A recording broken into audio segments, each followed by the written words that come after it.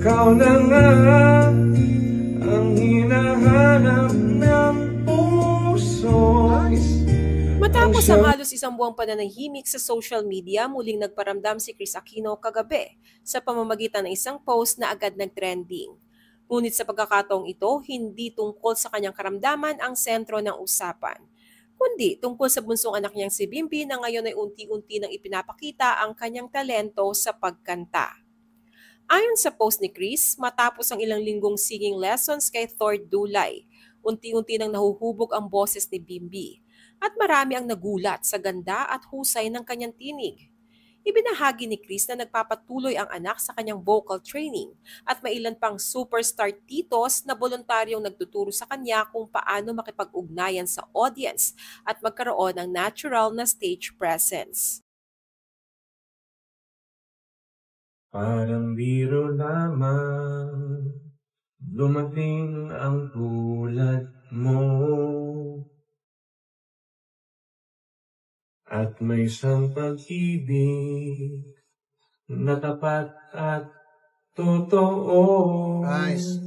Dahil sa'yo'y naramdaman Breathe. ang tunay na pagmamahal. Breathe.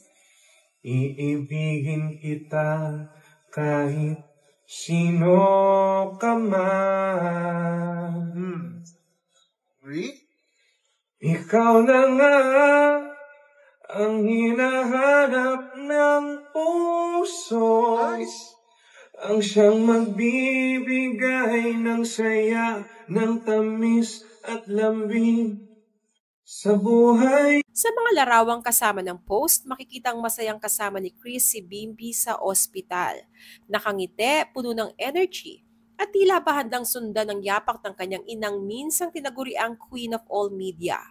Ipinahiwatig ni Kris na proud siya sa dedikasyon ng anak, na kahit abala siya sa pag-aalaga sa kanya, patuloy pa rin itong nagsusumikap sa musika. Sa caption ni Kris, binanggit niya, "It's been a very tough 8 weeks, but somehow I survived. This video is about my 2 boys and why I'm fighting for them.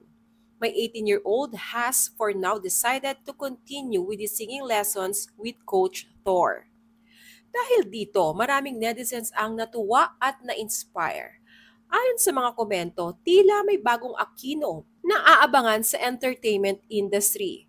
Ang ilan ay nagsabing napakaganda raw ng boses ni Bimbi at may potential itong maging isang recording artist in the future. Samantala, sa parehong post, ibinahagi rin ni Kris Aquino ang patuloy niyang pakikipaglaban sa kanyang mga autoimmune diseases. Bagaman nasa ospital pa rin siya, makikita sa kanyang mga larawan ang matatag na espiritu at positibong pananaw sa buhay. Lalo na't kasama niya ang kanyang mga anak sa bawat hakbang ng kanyang gamutan. Ayon sa kanya, mahigit 8 linggo na siyang dumadaan sa series of medical procedures. Dagdag pa ni Kris, mula pa noong 11 years old si Bimbi, ay ito na umano ang laging kasama niya sa mga pagkakataong kailangan niyang isailalim sa anesthesia, isang patunay ng matinding pagmamahalan nilang mag-ina. Sa gitna ng kanyang mga pinagdaraanan, sinabi ni Kris na ang dahilan ng kanyang patuloy na pakikipaglaban ay walang iba kundi ang kanyang mga anak, sina Kuya Josh at Bimbi. Ano ang masasabi niyo sa pagpupursige ni Bimbi na maging isang magaling na singer? Share your comments below.